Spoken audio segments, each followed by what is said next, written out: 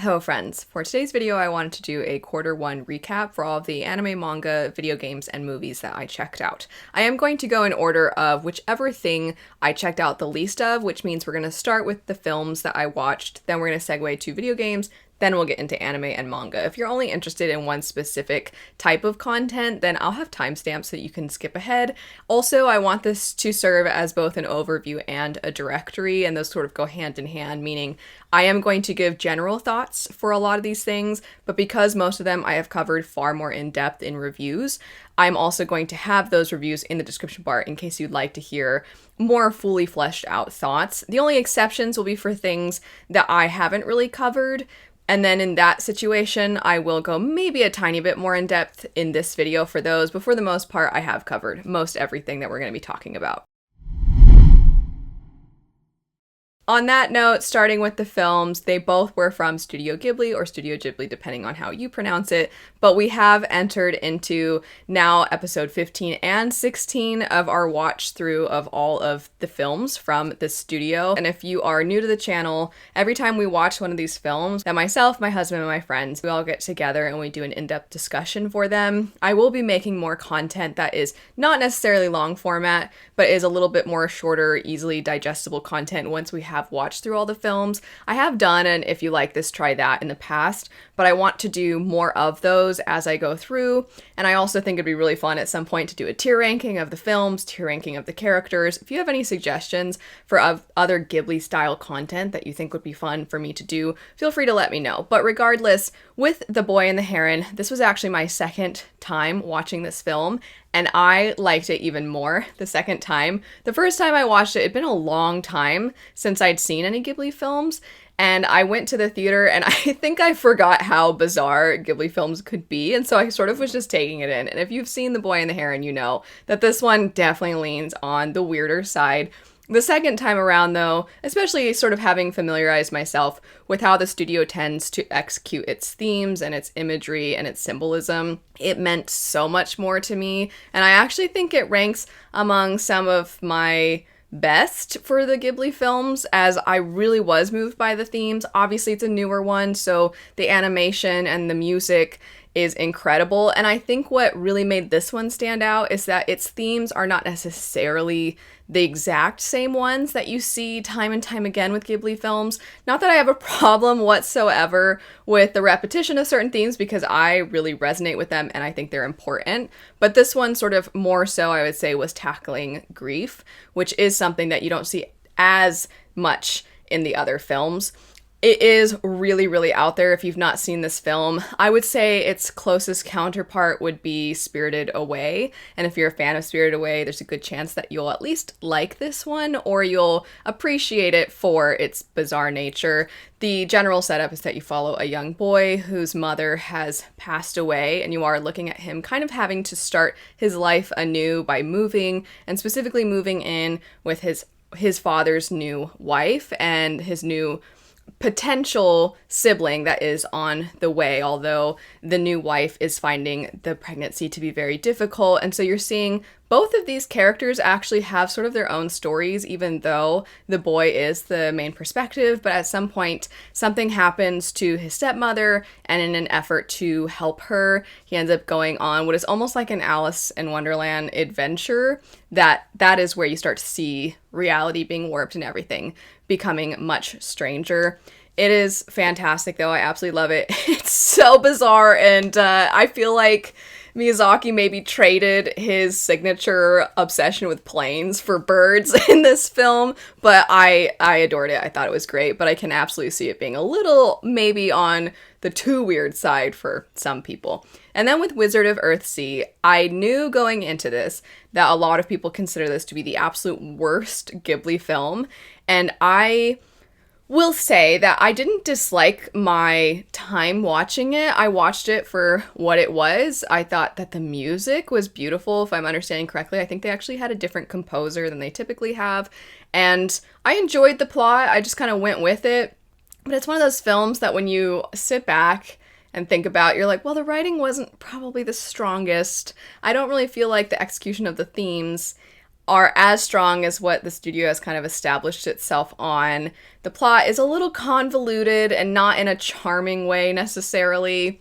And I will admit, despite the fact that I'm a huge fantasy book fan, I have not actually checked out, or I should say I've never completed the books that this movie is based off of, and I want to go back and check those out. I had picked them up at one time, but never had the chance to complete them. Just life stuff got in the way. Not that I DNF'd them formally or anything, but I do want to see the source material. I know that a lot of people have expectations of the film based off of their love of the books. However, I don't think that negates a lot of the criticisms. I think a lot of the criticisms are fair. I will say, though, I think the criticisms are exceptionally harsh sometimes, in that I don't think this was the extremely low rating that it currently has on a lot of review sites. I think it's better than that. I almost wonder, though, if because people have such high expectations, not only of the studio, but also of what they wanted from an adaptation, I wonder if that played a role in just developing almost like this bitterness of,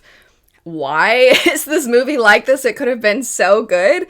But I understand the criticisms. I'm just surprised at just how scathing I think they are. But it's not the strongest. I will say I don't think it's the strongest among their works. I will die on the hill that is the fact that I think this is better than Ponyo. Moving now into the video games that I checked out. So we have 4 to mention, 2 of which are not going to be surprises whatsoever because I talk about these quite often on this channel. Even though I don't necessarily have formal videos always dedicated to these, they make their way into a lot of the things I talk about. And then the other 2 might be kind of a surprise and feel like they came out of left field. So the 2 that are common would be Elden Ring and Final Fantasy, specifically Final Fantasy 12. And the 2 that are out of left field would be the remastered Tomb Raider 1 and Tomb Raider 2. I'll start with the Tomb Raider games.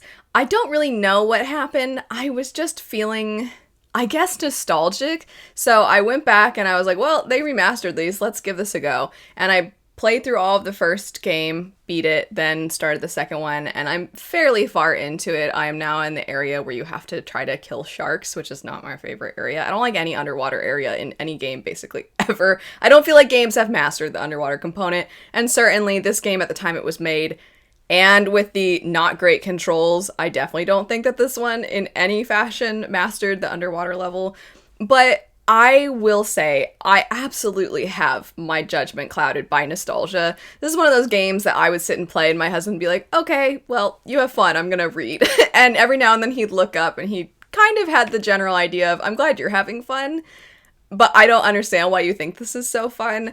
So I don't feel I can give an even close to unbiased view of my thoughts, but what I can tell you is that the controls are atrocious. The original Tomb Raider games controls worked for its time, and I actually thought they were relatively cut and dry. They were very serviceable, but it actually, in my opinion, made the game really well. Like, it played through its own environment well. So for example, if you would walk up to the edge of something and you needed to get a running jump, you would walk to the edge, you would tap a button, she would jump back, and then it would be the perfect distance to get that running start. And in the remake, if you keep to the original controls, the camera angle is horrible, and it just was making me nauseous constantly. So I was like, okay, well, let me try the newer controls. And then that pivot back, she doesn't really do that step back. She doesn't do that. I absolutely hate, I don't know why they made this change, but she doesn't keep the pistols out. When you need to shoot stuff in the old version, she would keep the pistols out. You just had to tap the button, they were out, tap it, they went back. And in the new one, the new controls, you have to keep them. And I remember when they made that shift, because I've loved these games since I was a kid, and I remember when they made that shift, and I was like, this is stupid. And I still think it's stupid. I don't know why. Like, I just needed a hybrid of, okay, the camera angle is decent now, doesn't make me nauseous every time I try to move, and she's still got the rest of her controls basically the same. So the actual playing experience, a lot of my deaths were because of the controls, and I often was shouting these stupid controls over and over again. So it was fun though, and it was a nice return to my childhood. I do want to say, just kind of a shout out, there's a particular artist that I think is amazing and I've actually worked with before who has done some artwork for Tomb Raider that might have contributed to my wanting to replay of these, but I'll have the artist linked because their art is incredible and they're also really nice. So I'll have them linked in case you'd like to check them out. Tomb Raider 2, I remember liking this one quite a bit as a kid, and then replaying it as an adult, I'm like, I don't know if I like it that much. I like the beginning area when you're kind of going across rooftops and everything. And then once you're captured, it becomes so stale. And it's okay. There's a reason I haven't finished it though. It's not my favorite currently. But I am excited to keep going with this playthrough of the remastered versions of the games, even though I will continuously shout at how stupid I think the controls are. I don't know if the internet has accepted this as still being a spoiler or not, so I'm gonna refrain from saying with Elden Ring who I recently defeated. I'll say I defeated the final main boss of Shadow of the Erdtree. That's what I have done recently. I played through and have defeated essentially all of the bosses within the DLC. There's a couple I haven't gone through and finished yet just because I find them to be kind of tedious. One of them would be what I call the Elden Beast Finger version. I haven't gone back and defeated that boss because I hate that boss. Even though the area is kind of cool and the idea of there being almost like this cathedral, that you have this underground area, and I think that's awesome. Also, the woman whose armor you get in that area is the coolest armor, and it upsets me that it's not better because it looks like ink and it's so awesome. But anyway, so I haven't defeated that one. There's also that obnoxious forest area where you have to crouch, and it's really dumb. I don't like that area. It was a huge disappointment. And the boss the first time around that I believe causes madness, that boss, I haven't fought him again. And then there's the one where you have to descend really far, and there's a lady who makes you die a number of times. The whole, what is it, the lily thing or something like that? I haven't defeated that, and I will say, replaying through Shadow of the Erdtree reminds me of some of my gripes a little bit with Elden Ring as a whole and the DLC as a whole. I think the DLC in a lot of ways is incredible, and it's amazing how massive it is. There's a lot of wasted space, though, in the DLC, and that irks me quite a lot. And some of the places that you finally get to and you're excited for this area, I mean, I'm thinking of like Nahran. That's an area where once you get to it, you're like, wow, this is amazing. It looks beautiful, so interesting. Oh, look, I can go over here. Oh, wow, this is like a whole other city. That feeling of discovery is amazing. And then in Shadow of the Erdtree, some of the areas that you're excited to finally get to have this feeling of emptiness to them, or they just are relatively empty. And it was a little disappointing. I think they could have done more with some of their areas, had more hidden areas within the places that you get to. So I do have some criticisms of Shadow of the Erdtree in that sense, but also I lost over 1 million runes in that dumb church district. I hate having to jump across. This is what keeps Elden Ring from being I mean, I'm a huge fan of Elden Ring, but I do still, I'm like, you know what? This is an actual criticism. I think this is dumb. So the fact that you have to sprint with circle and the controls that I have, depends on, of course, which console you're playing with, but circle to sprint and then X to jump is a terrible idea because most people don't play like this. You usually play like this, so then you have to switch. And I know that sounds dumb and it's complaining about a lot of stuff, but the amount of times that I press X and they don't jump in time and then they just fall into the water, and then I just can't help but be like, why can't they swim? And I was very angry. I am over-leveled. It doesn't really matter, but it's still aggravating. But I did defeat. That's where I'm going with all of this. I did defeat for the second time the main story boss of the Shadow of the Erdtree expansion. And hard. It was still difficult, but it took me not as many tries at all because I had a general approach. And I've mentioned to all of you before that I used to play the game with no shield.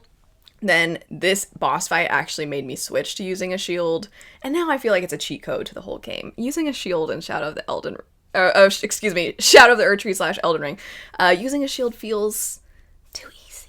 But I mean, that boss is, if you get hit once, it's basically it. So I use the shield now, and it is fun though. It's fun to not feel like any tiny mistake equals death, that you can actually just throw the shield up and you're good. But it was fun. It was fun to replay.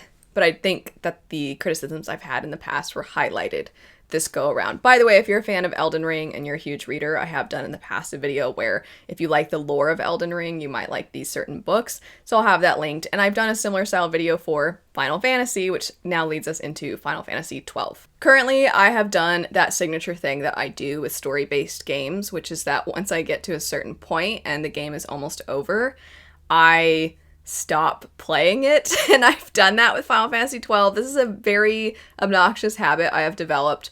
And I feel like I blame Final Fantasy for this because once you reach a certain area, there's no turning back. So any last quest that you haven't done, or if you were really wanting to get a certain armor set or something of that sort, once you get past a certain area, you can't go back. And I'm like, well, I want to make sure I do all the stuff that I want to do. So then I get hesitant for that reason. I also just have this dumb feeling of like, I don't want it to be over, which doesn't make any sense because then I'm kind of making it over by not playing it at all. And then third, Final Fantasy specifically, though other games have done this, of course, as well. Once you reach that last area, it usually ups the difficulty. And if you aren't strong enough, then it just feels impossible to get through. And I think that that was a bigger deal when I was a child. And I was like, oh, geez, I don't know what to do. But now that I'm an adult, and especially with the internet, where if you have a question, it's just answerable right there at your fingertips, it's not really a big deal. I'm also extremely over-leveled in Final Fantasy 12 right now, but I have stopped at an area that is one of the final areas of the game because I just don't want it to be over. And I have really enjoyed playing through it. So when I played Final Fantasy 12 in the past, it was the original. This go around, I did play through the Zodiac Age. I do have some criticisms about how they navigated the split license board system. As an example, the espers show up later in certain spots, and if you end up getting an esper with one character, then there are certain parts of the license board that you now can't really access on another character's board because that esper would have led you to that spot. And it's not a huge deal, but it does bother me a little bit because I want to be able to get through all of the parts on the license board, so that's a little frustrating. And also, I definitely think certain license boards complement each other better, and I almost feel like I just didn't really... That's my own fault, I suppose. I didn't really realize which ones were going to complement each other as well when I first selected who would go to what, because at some point in the game you get access to the second license board. And in the original, I'm rather certain you could just go off and do your own thing. And I remember as a kid, I was like, I'll just make everybody really strong and have the strongest weapons. So way too many of my characters would use axes and hammers, and that was a terrible decision. So I feel like they've given you a, hey, don't be a dummy avenue where you can't be stupid by having it split, but I don't really feel like some of how I've divided it is as good as it could be. Again, my own fault, but I do feel like maybe it would have been nice if they had some kind of layout of options of like, these will complement each other if you're looking for this sort of thing. As a kid, I feel like strategy guides were really good about letting you know things ahead of time, whereas now, as when you're playing through things where you have the internet, it's almost like by the time you realize like, oh shoot, there is this complementing factor to the license board system. What do people recommend? And then you realize like, well, that's too late because I already selected this one for Bosch and this one for Vaughn, and apparently the things that would go well are the ones that they each have, and the things that are remaining, both of those go well with one, which means one of them is going to have to go to something that doesn't suit them, and the other one will get that, but then that actually turns out to go well with the thing I have for Balthier, and it's just a little disappointing, but really not a big deal. I still, to this day, I know some people don't like it, but I still to this day think the Gambit system and the license board system are my favorite means of leveling up and strategizing for combat in any Final Fantasy. I do miss the classic turn base of Final Fantasy X, and actually Square Enix was just doing a sale and they were advertising a bunch of their games, and they mentioned some that are classic turn-based, and that instantly made me want to check those games out, so I might have to do that. If you have any of your own turn-based recommendations, feel free to let me know. But I definitely found the Gambit system to be really unique and awesome. I love the idea that I can just walk into a fight and pretty much everything is taken care of, and the fights become so fast-paced that you don't almost have time to not have your gambits have a reaction to whatever's happening. If somebody is killed, you need somebody immediately using Phoenix Down or Raise. Otherwise, there's not going to be enough time, and that thing is then going to turn to somebody else and attack them so relentlessly that they die also. And I just love how fast-paced everything is. I think it's really fun. I miss it. I wish they would embrace something like that. I don't know if other people love the Gambit system and the license boards, but I think it's a blast. So I've really been enjoying my playthrough. Do I think it's the strongest of stories? No, I think it had the potential to be incredible, but something that I feel like a lot of them past 10 struggle with is allowing the story to take its time to breathe and to sit in the slower moments so that you feel like you really get to know the characters well and that you're with them as opposed to sort of watching them during a piece of their life.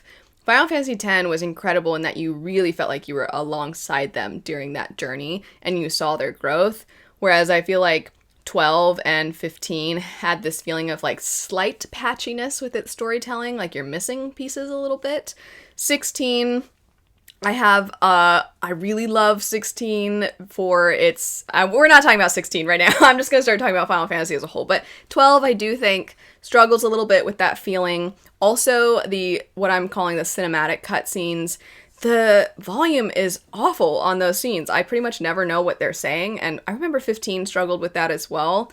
So that's really disappointing because you have these beautiful scenes that, and honestly, a lot of 12, the landscapes, the cities that you go into, all of that, it looks incredible still to this day. I think it holds up really well. And just in general, the architecture and the creativity of the cities is amazing. But I do think that there are some criticisms overall that I agree with.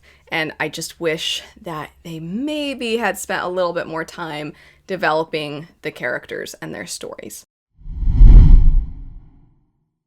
Now finally getting into the anime and manga. Given that both Witch Hat Atelier and Spy Family recently had volumes 13 come out, I will go ahead and start with these two. Volume 13 for Spy Family had an aspect to it that I thought was really, really cute and really sweet, even though it was kind of bittersweet because it was a little bit sad. It had to do with an elderly individual who is struggling to remember a lot of important details, and Anya ends up being able to try to help them, even though, of course, as is typical for Spy Family, Anya often knows the problem, given her abilities, and then doesn't really quite know the solution to said problems, and her attempts to try and reveal enough information to people without revealing too much, because she's always afraid that somebody's going to discover her powers, ends up leading to very silly, chaotic plot lines, and that was true of this one as well. I don't think it was the strongest of volumes from Spy Family. I do kind of want us to pick up the pace and get another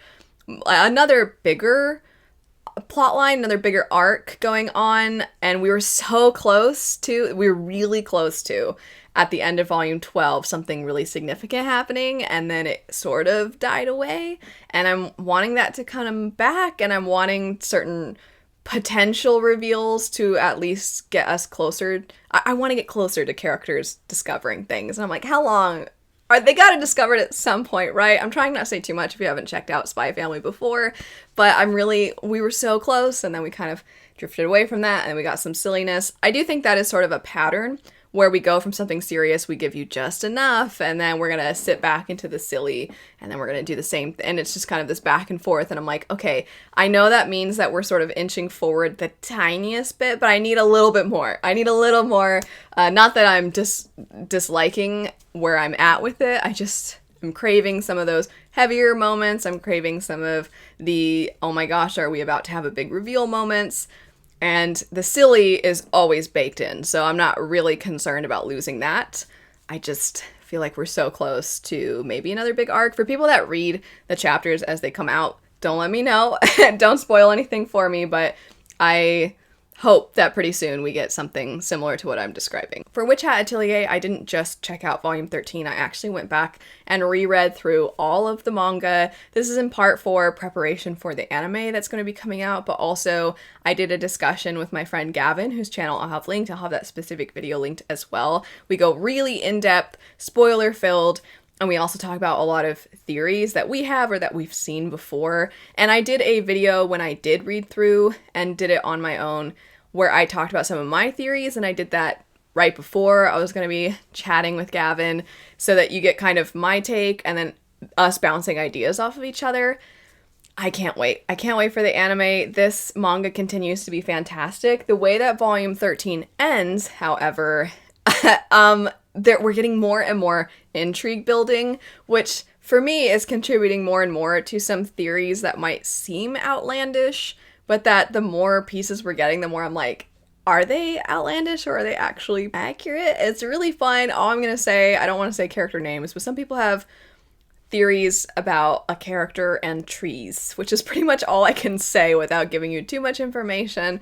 But if you have checked out Witch Hat Atelier and you know about this theory, then you know what I'm talking about. But if you've never heard about this theory, have fun. Look into it. It's a blast. Anyway, reading through it again, it's just reminding me how whimsical it is, but also how subtly dark and tragic it can be, but so hopeful. And there's so many pieces of it that really show you what the world could be if you just have people that are genuinely looking out for each other, looking out for children, and are consistently trying to ask themselves the tough questions. How can they make society better as a whole? And also aren't afraid to question the way things are. That's a big component to Witch Hat Atelier. And I think that this story not only does those things masterfully, but of course, the artwork in it is incredible. So the way in which the story is delivered to you is next to none. The use of the paneling is incredible. I am never not impressed. When I come back, and when I came back to it this time around and reread all of it, I really felt like I got to appreciate it even more. And one of the things that's kind of true of a lot of what I've talked about today is in having certain games that I've replayed or watching through, for example, the Studio Ghibli films where you kind of see consistent themes brought up time and time again. I have kind of had this consistent, having watched something again, played something again, it's making me notice these things and it's highlighting potentially not the best aspects of the stories. But with Witch Hat Atelier, I feel like this only gets better upon a reread and you start to notice more details. And I can't wait for when we finally do start to get some of the reveals that a lot of the theorizing might be hinting toward, because those reveals I think are going to make the reread even that much better, because there's going to be so many things that I think are in the art itself that we almost don't even notice, and we just think, oh wow, how beautiful. But then once you realize something, when you're able to go back and you see, you're like, wait a second, that was in the background of this panel, and I think that's going to be so much fun. I also ended up discovering a new favorite manga, and I can't wait to explore more of this, and that would be Magus of the Library. And I loved the first volume of this. It was when I did the review for it, I described it as potentially my favorite first volume of anything I've picked up. That first volume was absolutely brilliant, and I'm so excited because so many people said it just gets better and better.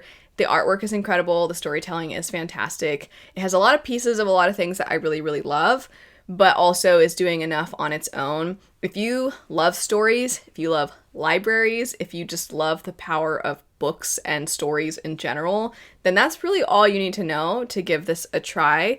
Plus, the artwork is so pretty. It's really great.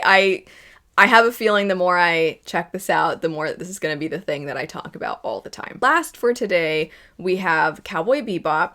This was not quite what I was expecting, and I feel that my relatively neutral feelings almost inevitably come off as negative because of the fact that I thought that Cowboy Bebop was going to be a new favorite for me, and because it hasn't been.